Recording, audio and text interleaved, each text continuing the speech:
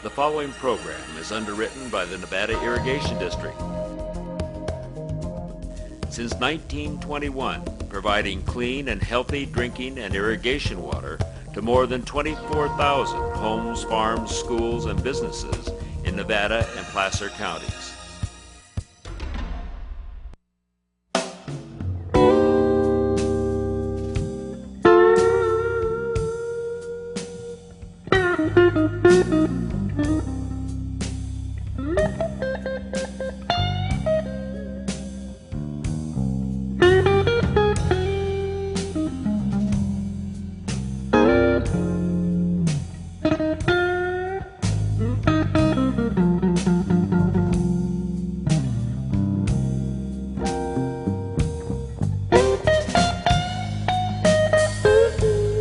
Hi, welcome to NCTV Interviews. I'm your host, Lou Sitzer, and today we have with us Ed Scofield, CEO of the Nevada County Fairgrounds. Welcome, Ed. It's a pleasure to have you here. Thank you, Lou. And Ed and I go back a lot of years, and I'm not sure how many, but I know that you've been now 26 years as the CEO. This will be my 26th fair, Lou. Right. And in that period of time, those 26 years, what kind of changes have you seen? That's a big question, I realize. I think that the major changes I've seen in the fair is that it's become much more sophisticated. It was a pretty rambunctious event when I first came in, and it's really become much more of a family event now, which is exactly what we want it to be, Lou. That's great. That's great. I know that as we will explore the events coming, primarily the fair, which is due soon, we'll see that the fair has upgraded and websites and blogs and all sorts of ways in which it has maintained its place in society and the community here. Well, we do think back to the first years when I came in, and of course the mode of writing was electric typewriters, and everybody had one at their desk. Actually, I had a secretary that would pretty much correct and edit all my writing, and of course everything was done on carbon paper. I mean, it really has transformed in those years as far as the electronic use goes. Right, and so yeah, just to explain that we were able to show what we have here with the video that the fair has put together and JPEG images, and it's so great what the technology has permitted us to do as a way to inform and promote. And the challenge is keeping up with that technology, and we know that extremely well at the fair. Right, and so you have a lot of activities at the fair that use that technology. I was thinking, gee, could we show up with cameras? And we're not yet ready to do the fair live, but we are ready to do something with the fair, I know. And that has happened in years past to some extent. I know that KVMR has a presence, KNCO has a presence there as well. Yeah, the radios do have a presence there. They're full-time, both KNCO and KVMR. The TVs that have come in have been a little more difficult just because the signal is very hard to get in the fairgrounds. Right, right. Well, maybe one of these days we'll have a live drop to the fairgrounds, or a mobile vehicle where we can transmit more easily. The community TV. Community TV. We're looking forward to it, Lou. Hope so. In our lifetime. Absolutely. All right. So give us some information now about the fair coming up. Well, of course, right now that's our entire focus, and it is August 6th through the 10th. And it's 5 days of one of the most outstanding fairs in America. At one point it was named one of the 10 outstanding rural fairs in America. That was done by a publication in Los Angeles, and we've milked that over the years quite a bit. But we truly are, and it's held on California's most beautiful fairgrounds, and most fairs will not argue with us. It is a very, very beautiful fairgrounds. It has evolved, unfortunately. It's more expensive than it used to be. Shortly before I came on as a CEO, it was only 25 cents to get to the fair. Nowadays, it's $8 to come into the fair. That's during the fair. At the gate, there are lots of opportunities to get in for a much cheaper price if you buy in advance. The typical price in advance is $4. So I would encourage people going to our website and coming on down and picking up tickets. And there is public transport now available, much more likely than in past? Well, we've been doing it quite a while, Lou. Gold Country Stage does an extended run, and they bring a lot of people in. In fact, anybody that needs handicap access, Gold Country Stage takes care of that. And then we hire Durham Transportation, and they shuttle from the Nevada Union High School. And more people have caught on to that. It's a free shuttle, it costs nothing, and it drives you right up to the main gate, and it runs until 11:30 at night. So it's really a great way to come to the fair. And there's lots of parking at the high school so that you don't have to worry about finding parking elsewhere. That's right. I really think that by spreading out traffic like that, I mean, I can remember years when it might be 2 o'clock in the morning before people could get their cars out of that back parking lot. And now it's, especially with a lot of folks parking up at the high school, it's just much more organized. And we still have our peak periods where it can be tough coming in or going out, but for the most part, it's pretty smooth now. Well, why don't we take a look at the video that Ed has provided for us as a way in which to give viewers a good idea of the variety of activities and events and people who attend. You know, if I can, Lou, just looking at these, one of the things that is most exciting about the fair is how much is going on at any given time. Of course, we're looking at the carnival, and Butler Amusements has been with us. This will be their 26th year. They've been with me since the very beginning. But as you walk in around the fairgrounds, you'll find that there are stages. I think there's 5 stages running at all times. And you just walk from one area to the other, and you just walk into another entertainment venue. It's quite, to me, it's just exciting to be there. Great food, entertainment all day. What are the hours? We open at 10 o'clock in the morning, and we run till 11 at night. And on Fridays, we open it an hour earlier. It's the day for people with disabilities. So it's an opportunity for them to come in when it's a lot quieter. And there's a Scholars Day as well. Scholars Day is opening day. That's on Wednesday. And the Superintendent of Schools office sponsored that, and that's turned into one of our biggest days of the fair. It's a wonderful day with all the kids out there, and truly that's what the fair is about, the kids. Yeah, it's great to reward them for the hard work they do in school. Absolutely. And these are some of the, what, is this an evening activity, or it looks like? Well, these are some of the arena events. Those are the monster trucks you were just looking at. But yes, a lot of motorsports. We were just saying Nevada County loves their motorsports, and we always finish up the fair with the Destruction Derby on Sunday night. Right, so all the cars that need to be destroyed are there winners? I mean, how are the winners? Are they given prizes? Oh yeah, Ribbons? there's a purse for them, absolutely. Not the monster trucks; those are they're just acts that are brought in. But the Derby are local folks, and I'll point out we have a special competition this year, Lou. You can actually, if you get yourself or a sponsor to buy a car, we have 6 cars that can be bought. It's going to cost you $500.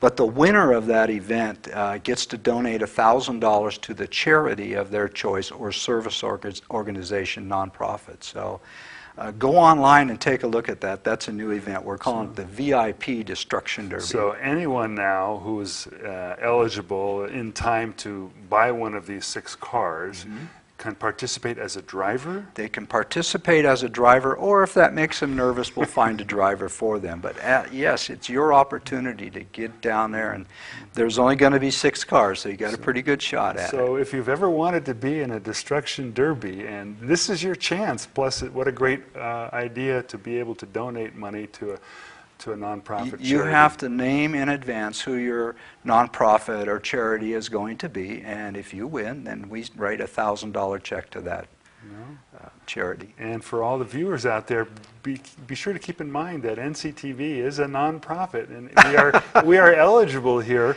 If any of you want to go ahead and support it for us or any other Absolutely. nonprofit. Really, there are so many good ones here. You could drive, Lou. What is the rate of injury in something like this? I know you're strapped in pretty well, but just curious. You know, of course, we have an ambulance out at all our arena events at all times, and if somebody is injured, then a second ambulance is brought in immediately. Our events do not go on without an ambulance out there. The Derby, I don't honestly recall. We have more injuries with horse shows, our draft horse show, for instance, rodeo, that type of thing. But the Destruction Derby has been pretty much accident-free. Mm-hmm. So will there be more than these 6 cars destroying one another? Oh yeah, that's just that's just the beginning. People like you and I that would have the opportunity. But that is just the beginning, and then we roll into our normal Destruction Derby, and it's an elimination process. And like I say, it's kind of the finale of the Nevada County Fair. When you look over by the arena and you can see the steam rolling up from those broken radiators, you know the fair's just about coming to an end. Right. Right. Well, we also have some photographs of the fair. I don't think we've seen them yet, so maybe we should go on and take a look and talk about those as well. I love photographs of the fair. Lots of opportunities for kids to participate. We encourage interaction type events, and that's just part of our craft exhibits out there. We do a flag raising every morning. The Boy Scouts do that for us. And of course the carnival. Kids love the big slide. And agriculture, of course, is huge. The major part of any fair. Without the agricultural element, you really don't have a fair, is the way I would look at it. Right, and the schools, particularly the high schools with 4-H and FFA, have really done a great job of teaching kids how to take care of animals and how to, actually a lot of the kids depend on the sales at the fair for income. Well, that's probably the biggest event of the fair, and that's our junior livestock auction, and that's where the community really comes out and supports these kids, buys their animal. So many of these kids use that as their seed money to get into college. Between the junior livestock auction and we now have an ag mechanics auction that's a FFA type program, the fair will generate over $500,000 in the 2 auctions, primarily the junior livestock auction. And most of that goes to? It goes to the kids. That's incredible. There's a small administrative fee, but most of it goes to the kids. And that's a tremendous tribute to the community of Nevada counties, the communities of Nevada County. Yeah. And another thing to mention, and we'll come back to it, I'm sure, is the tremendous craft and competition items that are take place at the fair that the community is really importantly participating in. Well, and again, the heart and soul of the fair is the exhibit program, and normally we'll have nearly 10,000 entries of things you and I can enter into the fair, and that's what's going on right now at our fair office. I think there's over 300 categories that you can enter into, and we always look at that as an indicator as to how well the fair is going with the numbers of exhibits that are coming in. And we also say that it's probably one of the best ways to participate in the fair when you can come out and take a look at, there's a number of ribbons right there, Supreme Champions, produce. It's fun to come out and look at your own ribbon. And there are more and more local growers. I know there's a Nevada County Grown now label which is being attached to so many of the local food producers. Absolutely, so and becoming more and more dominant in our area, and hopefully we'll become more and more involved with the fair too. Right, yeah. Well, great. We do have an agricultural exhibit. Last year we featured agricultural in general, and this year we're narrowing it down a bit and focusing on segments of it, and this year it'll be on the wineries. And you know, I was just going to ask you whether or not there is a wine competition with awards given. There is a wine competition, yes. It's not a commercial wine. It's homegrown or homemade wine, but yes. And that's always held, I can't tell you the day. You need to go to our website and look for the wine competition. It's actually held in our back patio, and it's an all-day-long event with the tasting back there. So I know there are 13 commercial wineries in the area, maybe more by now, but those would not be entries because they are commercial? We often talk about doing a commercial wine tasting, and I don't doubt someday the fair will do it. It's kind of a difficult time for the wineries. It's a very, very busy time for them, and it's a big commitment. But I just kind of think as we grow more and more, and we're growing rapidly with the winery industry in Nevada County, at some point it is going to be part of our fair. Right. Yeah. Well, in order for people to participate, and I'm thinking of all the people who are canning and drying and freezing and bottling, how does one best approach bringing something to the fair for a competition? Well, you first of all have to get your exhibit entered, and that's what's going on at the fair office right now. More and more people are doing it online. When you come to the fair office, there is a small fee. We work with you. But if you do it online, it's free of charge. And those periods are coming to an end pretty quickly. Actually, July 12th is the final day. We're actually going to extend that a week. And I would encourage going online.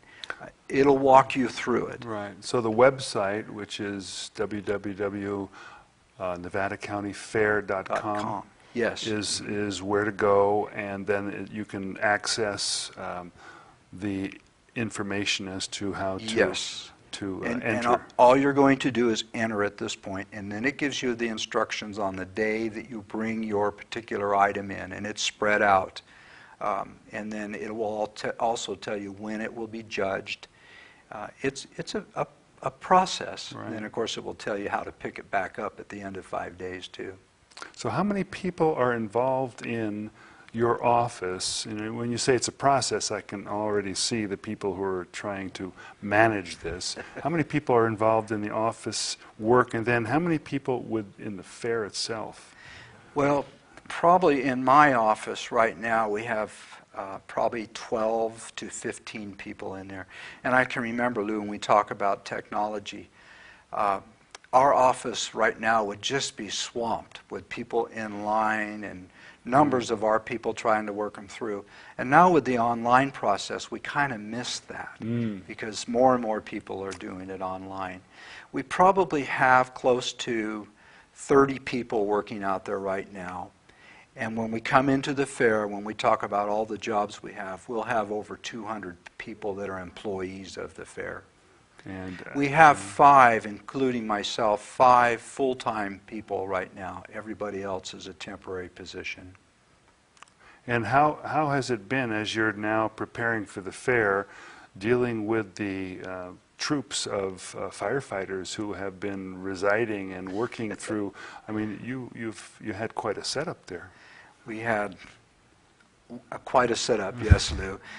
It was the United States Forest Service, and to tell you the truth, they were not a problem at all. They were very wonderful to work with. They're very well organized, and they just take over. We had some logistic issues. We certainly had to switch some of our events around.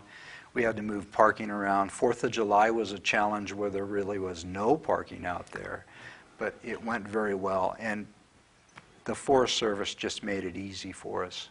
And how was your attendance at the 4th of July? You know, we don't actually do that. The Chambers of Commerce and the Downtown Association do that. My understanding is that it was down, but not dramatically. And under the circumstances, I think they're very pleased with it. Yeah. Yeah, it has been a difficult time for all of us because of the smoke and heat and just uncomfortableness of. And we were fortunate because 4th of July it was pretty nice. The night before was Music in the Mountains big concert, and again the weather was there was smoke, but nothing like what we're dealing with right now. Right. Well, I know there are other events that the fair promotes, and I'd like to go on to the Draft Horse Classic. I know we have some photos. Maybe that will be a way of discussing the Draft Horse Classic. But how long has that been happening now? The first Draft Horse Classic, isn't that a wonderful shot? It's my favorite, yeah. And I can remember that too. That was last year's shot. The first Draft Horse Classic was in 1987. So this is, what, the 22nd annual one coming up. And how was that brought in? It's been a great favorite since, but what was the thinking? Well, actually, the people that were here at the time, if you remember, Jack Parnell was the director, the secretary of Food and Agriculture at that time. And Jack had a team of horses, and he would come to our country Christmas fair, and he would do draft horse rides, wagon rides. And he and I were riding during the Christmas fair, and he said, "You know, Ed, I've always wanted to do a draft horse show, and I always wanted to do it at the California State Fair." But he said, "Why would I want to do that when I've got the most beautiful fairgrounds in California right here?" And Jack was, being the Secretary of Food and Agriculture for 3 years, gave us assistance to get that show up and running. And many of these horses are brought in from quite a distance, aren't they? Yes, that's a concern with fuel cost. We have them coming in. We've had them come in as far as Canada. Our regular hitches that come in, the furthest one we have is Idaho. We have a big hitch that comes in from there. We've got them that come down from Oregon. Most of the big hitches will come to our show and then leave immediately, and they go to the Los Angeles County Fair, where there's another big show down there. But we've really become the premier draft horse show in the western United States, and we're very, very proud of that show. And you've got a great bronze horse at the beginning of the area for the fairgrounds, symbolizes the Draft Horse Classic. Really beautiful. Todd Andrews, the artist that put that together, and a woman named Kosa Makiska, who had a restaurant up in Nevada City, and she's since deceased. It was their idea, and it had nothing to do with the draft horse show. Really?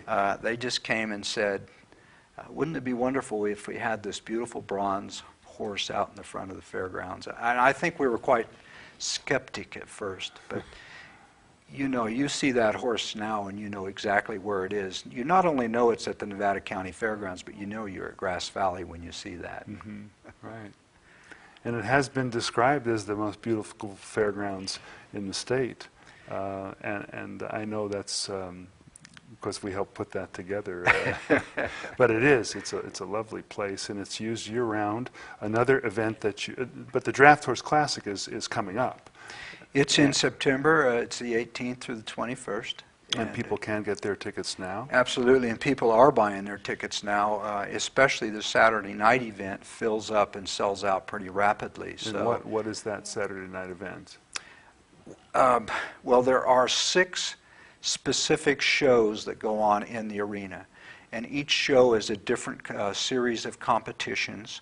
And within the competitions are special acts, a number of Frisian acts that are absolutely beautiful. We have some of the best equestrian acts for a horse show anywhere. So each show is different and yet has the same elements in it. It's just beautiful. If you haven't seen it, people come back year after year to see it. Right. And this area is well known for horses, horse care, and actually has some quite famous people. Absolutely. Yeah. And what we find here on this one is people will come out and they'll see the draft horse show, and we've had people that say, "Oh my gosh, I want to buy a draft horse," and they'll buy them locally, and the next thing you know, they're training, and maybe we've got them entered in our little mother lode horse show, and they're building up to where perhaps they can get entered into the classic. We're a little more, because the big horses, if they spook, can be a big problem. So not everybody can come in and enter into the draft horse show. It's kind of the elite, the best drivers that can go in there. Right. So encouraging people to go online. You can get your tickets online? Absolutely. And again, if you go to that NevadaCountyFair.com, you can either go to the fair or you can go to the Draft Horse Classic. You can go to, we do RV camping out there. You can see all the elements of the fair on that website. And before we leave the program, I wanted to be sure that we cover the Christmas fair. Well, that was one that was formed back in 1985. I had my fingers in all of these, and it's actually evolved into one of the top handcrafted shows in Northern California anyways, and again, we're quite proud of that one. It's a little easier to do because it is a craft show, and it's in the winter, and most everything is inside the buildings. The fair and the draft tour show are kind of subject to the weather. The heat during the fair can hurt our attendance. Right. The type of weather that we're experiencing right now is Sure. not good for the fair. Yeah, I'm sure. Rain is very destructive to the draft tour show because if it becomes too slippery and the horses, if there's any question about the horses' safety, then the show has to be canceled. So we're like the farmer. We're very subject to the weather. And you have to be sort of willing to accept what happens and just go on. You know, you stress about it so much, and you know, I think I've been through just about everything. And then, actually, in 1988, the second year of the Draft Horse Classic, we lost the Classic because of the 49er fire. Right.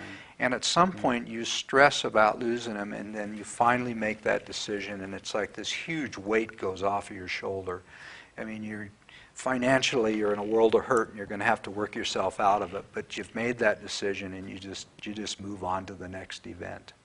Well, talking about moving on, you're possibly moving on to becoming a supervisor. You're running is it District? District 2, yes. And what's that like for you these days? Well, Sandy Woods, I announced my retirement some time ago. I told my board this would be our last year, my last year.